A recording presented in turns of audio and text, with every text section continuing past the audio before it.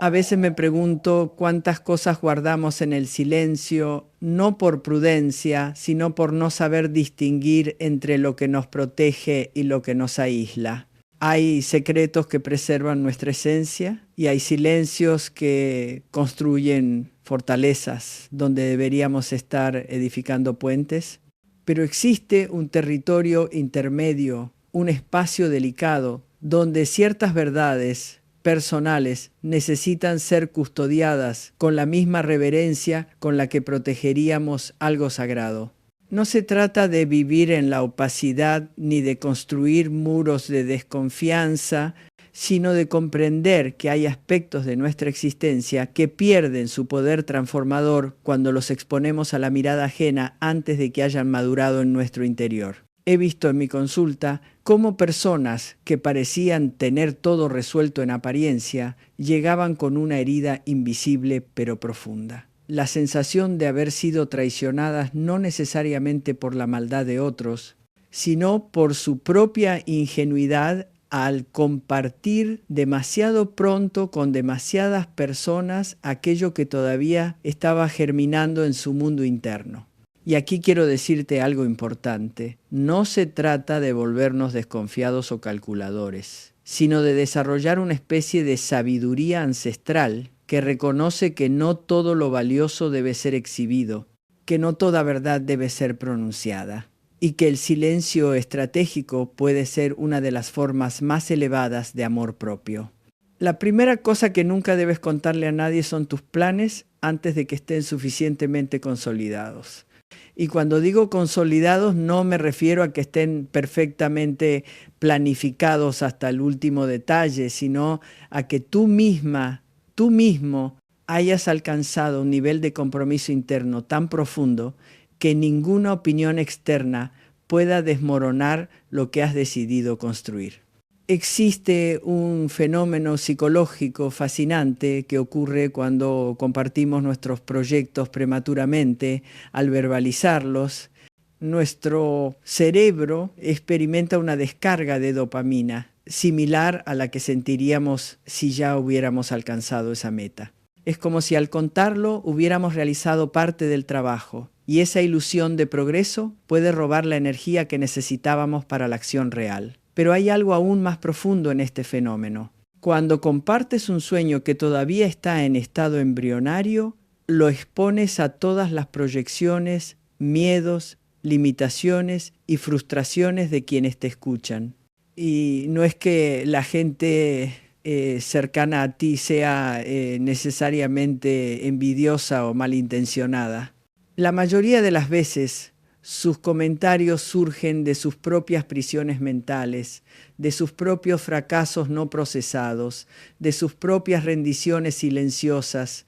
Cuando alguien te dice que tu idea es poco realista, muchas veces está hablando de su propia incapacidad para imaginar algo más grande para sí mismo.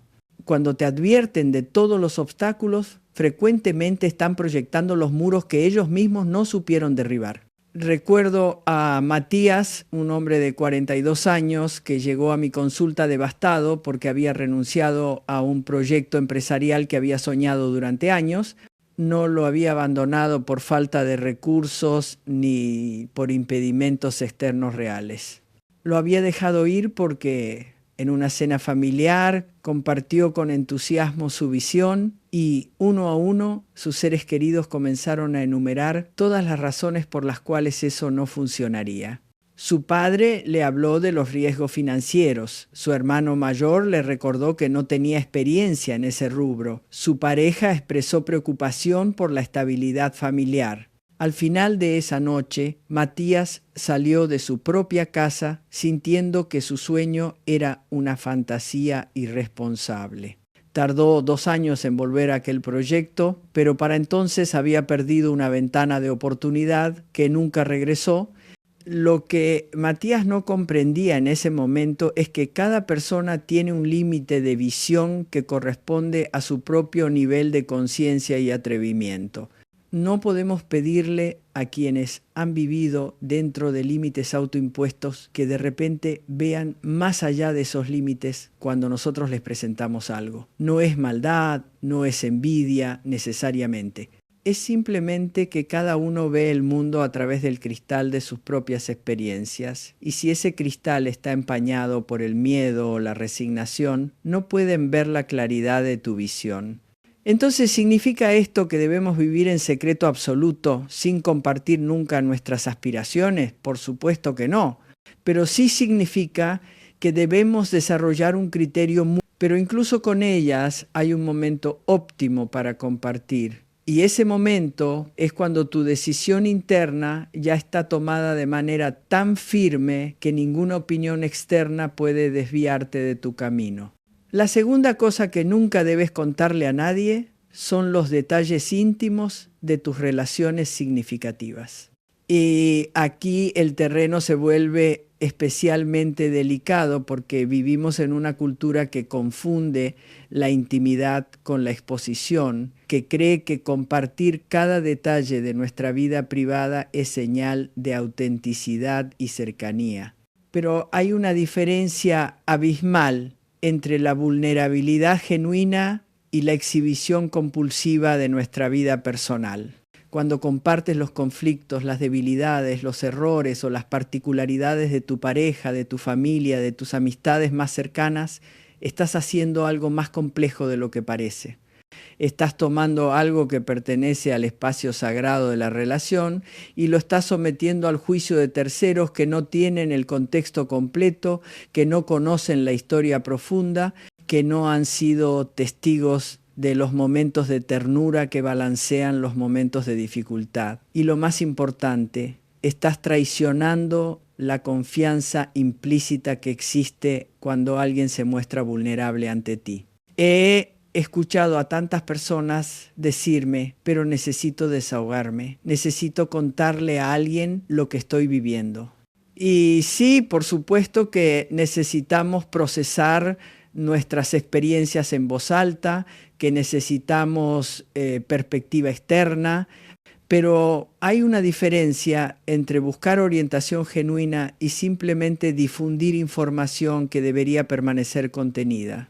Hay una diferencia entre hablar de tus propios sentimientos y experiencias en una relación y exponer los defectos, las vulnerabilidades o los errores de la otra persona. Imagina por un momento que cada vez que compartes algo negativo sobre tu pareja con un amigo o familiar, estás pintando un cuadro en la mente de esa persona. Y aquí está el problema. Tú tienes la imagen completa. Tú conoces los matices, los contextos, los momentos hermosos que equilibran los momentos difíciles. Pero la persona que te escucha solo tiene los fragmentos que tú has decidido mostrarle y su mente inevitablemente va a rellenar los espacios vacíos con sus propias proyecciones y prejuicios. Con el tiempo, la imagen que esa persona tiene de tu relación se vuelve distorsionada, basada no en la realidad integral, sino en los episodios problemáticos que tú has elegido compartir. Y luego ocurre algo curioso, tú puedes reconciliarte, puedes perdonar, puedes volver a encontrar la armonía en tu relación. Pero las personas con quienes compartiste los momentos de crisis siguen cargando esa imagen negativa. Siguen viendo a tu pareja a través del lente de aquella vez que te hizo llorar, de aquella discusión que describiste con tanto detalle, de aquel error que cometió y que tú perdonaste pero ellos no pueden olvidar. Y sin darte cuenta, has creado una atmósfera de desaprobación silenciosa que contamina la relación de formas sutiles pero constantes. Conocí a Laura, una mujer de 35 años que mantenía una relación sólida con su pareja desde hacía 7 años. Cada vez que tenían un conflicto, Laura llamaba a su mejor amiga y le contaba todo con lujo de detalles. Cada palabra hiriente, cada gesto de indiferencia, cada momento de frustración. Su amiga, con la mejor intención, la escuchaba y validaba sus sentimientos. Pero lo que Laura no percibía era que, con cada llamada, estaba construyendo en la mente de su amiga una imagen de su pareja como alguien insensible y problemático.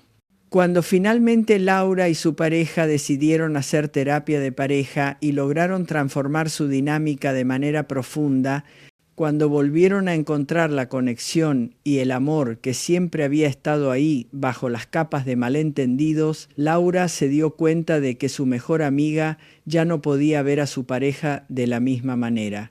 Cada vez que se reunían había una tensión sutil, una mirada de desaprobación apenas perceptible, comentarios aparentemente inocentes que llevaban un mensaje implícito de no sé cómo puedes seguir con él después de todo lo que me contaste.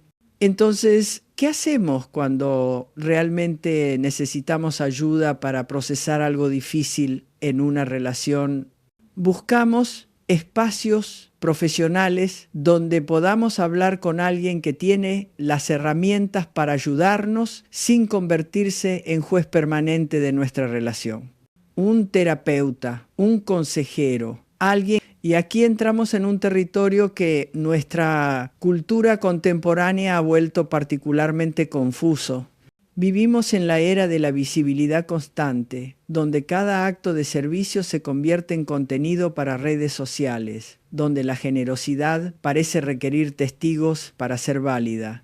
Pero hay una sabiduría antigua que entiende que los actos verdaderamente transformadores son aquellos que ocurren en el silencio, que no necesitan reconocimiento externo porque la recompensa está en el acto mismo. Cuando anunciamos nuestras buenas acciones, cuando compartimos cada gesto de ayuda que ofrecemos, estamos haciendo algo más complejo de lo que parece a simple vista.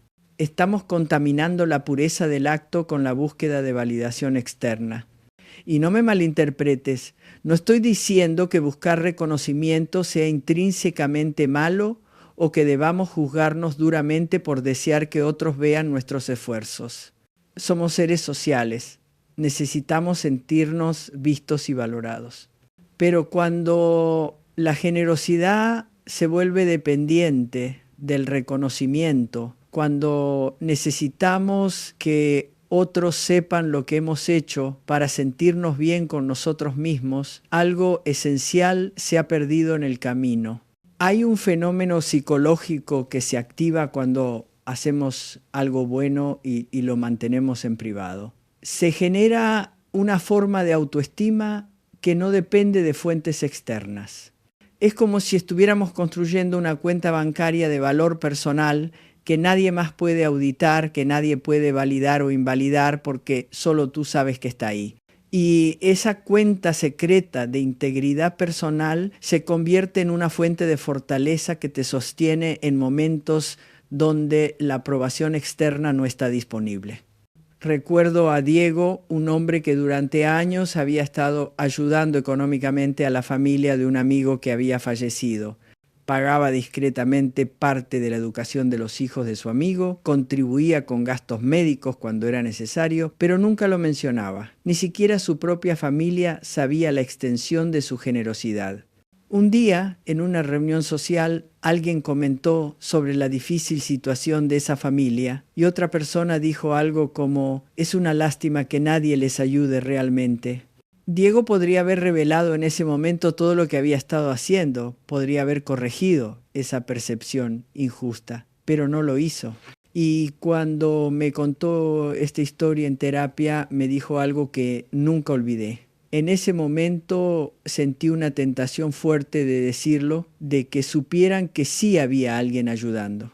Pero luego pensé que si lo decía, estaría robando algo valioso de esa familia. Estaría convirtiendo mi ayuda en algo que les genera deuda moral conmigo. Preferí que siguieran pensando que nadie les ayuda, porque así mi ayuda permanece pura, sin expectativas de gratitud o reconocimiento. Esa es una forma de generosidad que nuestra sociedad ha olvidado. Una generosidad que no necesita testigos, que no genera deuda, que no espera reciprocidad. Y lo hermoso de este tipo de bondad silenciosa es que te transforma a ti más profundamente que a quien recibe tu ayuda. porque cada vez que eliges no compartir un acto de generosidad, estás fortaleciendo un músculo interno de integridad que no depende de la mirada ajena. Ahora bien, existe una diferencia entre compartir nuestras acciones para inspirar a otros genuinamente y compartirlas para alimentar nuestro ego. A veces hablar de lo que hacemos puede motivar a otros a actuar de maneras similares. Pero aquí el matiz es crucial. Estás compartiendo desde un lugar de humildad genuina, reconociendo que tú también estás aprendiendo, o estás compartiendo desde un lugar de superioridad moral, buscando que te vean como alguien especialmente virtuoso. La diferencia está en la intención y en la sensación que queda después de compartir. Si te sientes inflado, si sientes que necesitas que otros reconozcan tu bondad, probablemente estés alimentando tu ego. Si por el contrario compartes desde un lugar de humildad y lo que queda es un sentimiento de conexión genuina y no de superioridad, entonces quizás tu compartir viene de un lugar más limpio. La cuarta cosa que nunca debes contarle a nadie son tus próximos movimientos estratégicos en situaciones de conflicto o competencia. Y aquí entramos en un aspecto de la vida que muchas personas prefieren no reconocer porque suena poco espiritual o poco ético. La realidad de que la vida en muchos de sus aspectos tiene elementos de estrategia, de protección de intereses, de movimientos calculados. No se trata de vivir en paranoia constante ni de ver enemigos en cada esquina. Pero sí se trata de reconocer que hay momentos, y no estoy hablando de ser manipulador o deshonesto, estoy hablando de entender que hay una diferencia entre transparencia y exposición imprudente, hay una diferencia entre ser auténtico y ser estratégicamente torpe. He visto personas perder oportunidades laborales increíbles porque le contaron a un colega sobre una entrevista importante que tenían programada solo para descubrir que ese colega aplicó a la misma posición con información privilegiada que obtuvo de esa conversación. He visto personas perder negociaciones porque revelaron su posición de reserva antes de tiempo, mostrando exactamente hasta dónde estaban dispuestas a ceder. He visto situaciones familiares complejas donde alguien compartió su estrategia legal con un familiar que parecía neutral, solo para descubrir que esa información llegó al otro lado y fue usada en su contra. Y aquí viene lo difícil. Muchas veces las personas que nos traicionan con nuestra propia información no son necesariamente malas personas. A veces son individuos que simplemente están protegiendo sus propios intereses sin reflexionar profundamente sobre el impacto que su acción tiene en nosotros. A veces son personas que hablan demasiado y comparten sin malicia información que no les corresponde compartir. A veces son individuos que están en situaciones de conflicto de intereses sin siquiera ser conscientes de ello. Conocí a Roberto, un empresario que estaba negociando la venta de su compañía. Era un proceso delicado que había estado gestionando con mucho cuidado durante meses. Una noche, en una cena con amigos cercanos, uno de ellos le preguntó cómo iba todo con la empresa. Roberto, sintiéndose en un ambiente de confianza, compartió algunos detalles de la negociación, incluyendo el rango de precio que estaba considerando y algunas de las condiciones, que era flexible en modificar. Lo que Roberto no sabía era que uno de los amigos presentes tenía un primo que trabajaba para el grupo inversor que estaba interesado en comprar su empresa. No fue una traición consciente, simplemente una conversación casual donde este amigo mencionó de pasada algo que había escuchado. Esa información llegó al equipo negociador de la otra parte y Roberto se encontró en una posición de desventaja que le costó probablemente varios cientos de miles de dólares en la negociación final. La lección aquí no es volvernos paranoicos o desconfiados de todo el mundo. La lección es desarrollar lo que yo llamo inteligencia situacional. La capacidad de leer el contexto, entender los intereses en juego, reconocer los momentos donde la discreción es poder, donde el silencio estratégico es una forma de autocuidado. No todo necesita ser compartido. No toda persona en nuestra vida necesita saber todo sobre nuestros movimientos. Y eso no nos hace falsos ni desconfiados. Nos hace inteligentes. Hay una sabiduría en reconocer que la vida tiene capas, que tenemos diferentes niveles de intimidad con diferentes personas y que compartir información estratégica requiere un nivel de confianza que muy pocas personas en nuestra vida realmente han ganado. La confianza no es algo que debemos otorgar generosamente a todos por defecto. La confianza es algo que se construye con el tiempo, que se demuestra con hechos consistentes, que se gana con discreción demostrada y lealtad probada. Entonces, ¿cómo navegar este aspecto de la vida sin caer en la paranoia o el aislamiento? Se trata de desarrollar un radar interno que reconoce contextos. Hay personas y situaciones donde la apertura total es apropiada y saludable. Hay otras donde la reserva estratégica es simple sentido común. La clave está en no operar desde un único modo, sino en ser fluidos, en adaptar nuestro nivel de apertura al contexto específico. Ahora bien, habiendo explorado estas 4 categorías de información que debemos custodiar con cuidado, quiero que entiendas algo fundamental. No estoy abogando por una vida de secretos ni por convertirnos en personas opacas y calculadoras. Lo que estoy sugiriendo es algo mucho más sutil y, me atrevo a decir, más amoroso con nosotros mismos. Estoy hablando de desarrollar un sentido de protección hacia nuestra energía vital, nuestros sueños, nuestras relaciones y nuestros intereses legítimos.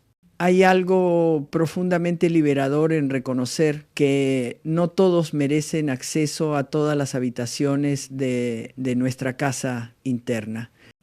Cuando eliges cuidadosamente qué compartir y qué guardar, estás comunicando algo importante sobre tu nivel de madurez emocional, sobre tu capacidad de discernimiento, sobre tu respeto hacia ti mismo y hacia los demás. Estás diciendo sin palabras que entiendes la diferencia entre vulnerabilidad auténtica y exposición imprudente. He notado que las personas que han desarrollado esta capacidad de reserva estratégica tienen algo en común, una especie de poder silencioso que emana de ellas. No necesitan proclamar sus virtudes porque sus acciones hablan por sí solas. No necesitan anunciar sus planes porque están demasiado ocupados ejecutándolos. No necesitan exponer los defectos de sus seres queridos porque han aprendido a sostener la complejidad de las relaciones sin convertirlas en espectáculo público. No necesitan revelar cada movimiento estratégico porque confían en su propia capacidad de navegar situaciones complejas sin necesitar validación externa constante. Esta forma de ser no surge de la noche a la mañana. Es el resultado de haber aprendido, a veces a través de experiencias dolorosas, que no todo debe ser compartido, que la discreción es una forma de amor propio, que el silencio puede ser más poderoso que las palabras, es el resultado de haber comprendido que nuestra vida interna es un tesoro que merece ser protegido, que no todo lo que ocurre en nosotros necesita ser procesado en voz alta con múltiples personas. Pero también quiero ser clara en algo. Esta capacidad de reserva no debe confundirse con el aislamiento emocional ni con la incapacidad de ser vulnerable. Hay una diferencia abismal entre la persona que no comparte nada porque tiene miedo de la intimidad y la persona que elige con discernimiento qué compartir, con quién y cuándo. La primera está operando desde el miedo y la desconfianza generalizada. La segunda está operando desde la sabiduría y el autocuidado consciente.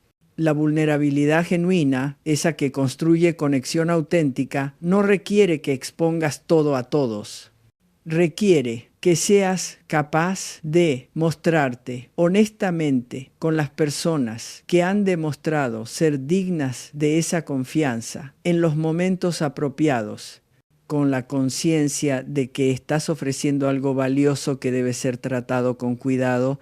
Y parte de esa vulnerabilidad consciente incluye reconocer tus propios límites, tus propias necesidades de privacidad, tu derecho a guardar ciertas cosas solo para ti.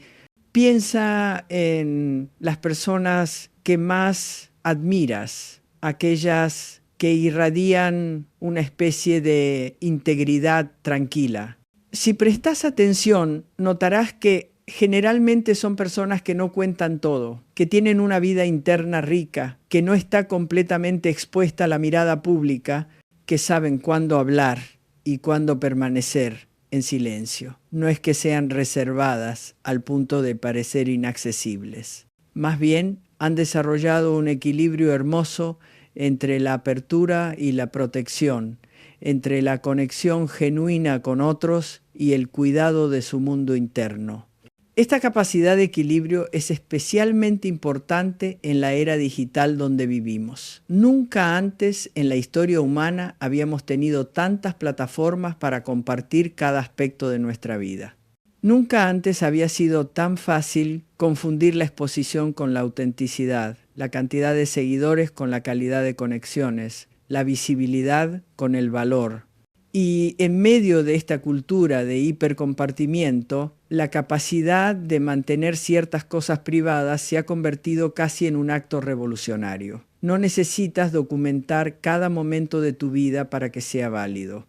No necesitas anunciar cada logro para sentirte orgulloso. No necesitas exponer cada conflicto relacional para procesarlo. No necesitas revelar cada estrategia para demostrar que eres inteligente. La vida que se vive en la profundidad, en la intimidad contigo mismo y con los pocos que realmente importan, es infinitamente más rica que la vida que se performa para una audiencia que en realidad no te conoce. Y aquí llegamos a un punto crucial. La práctica de la reserva estratégica no solo te protege de consecuencias externas negativas, también te transforma internamente de maneras profundas. Cada vez que eliges no compartir algo que podrías compartir, estás fortaleciendo tu centro interno. Estás aprendiendo que tu valor no depende del reconocimiento externo. Estás construyendo una relación más íntima contigo mismo porque estás guardando ciertos aspectos de tu experiencia solo para ti y eso crea una especie de santuario interior. Me gustaría que reflexiones por un momento sobre tu propia vida. ¿Cuántas veces has compartido algo que luego deseaste haber guardado para ti? ¿Cuántas veces una opinión externa desinformada ha sembrado dudas sobre algo que sabías era correcto para ti? ¿Cuántas veces la necesidad de ser visto o validado te llevó a exponer algo que merecía protección? No se trata de juzgarte por esos momentos. Todos hemos estado ahí. Se trata de reconocer el patrón y tomar una decisión consciente sobre cómo quieres operar de ahora en adelante. Puedes comenzar de manera simple. La próxima vez que tengas una idea emocionante, un proyecto nuevo, una aspiración grande, antes de compartirla con el mundo, siéntate con ella en silencio. Deja que madure en tu interior. Observa cómo se siente cuando es solo tuya, cuando no ha sido tocada por las proyecciones de nadie más. Y solo cuando hayas desarrollado un compromiso tan profundo que ninguna opinión externa pueda desviarte, entonces y solo entonces considera compartirla y solo con aquellos que han demostrado ser expansores de sueños y no reductores de posibilidades.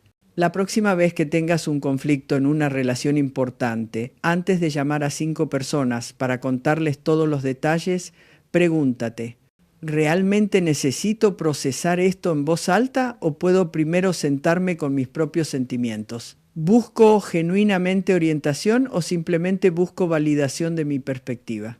La persona con quien quiero hablar tiene las herramientas para ayudarme sin contaminar mi relación.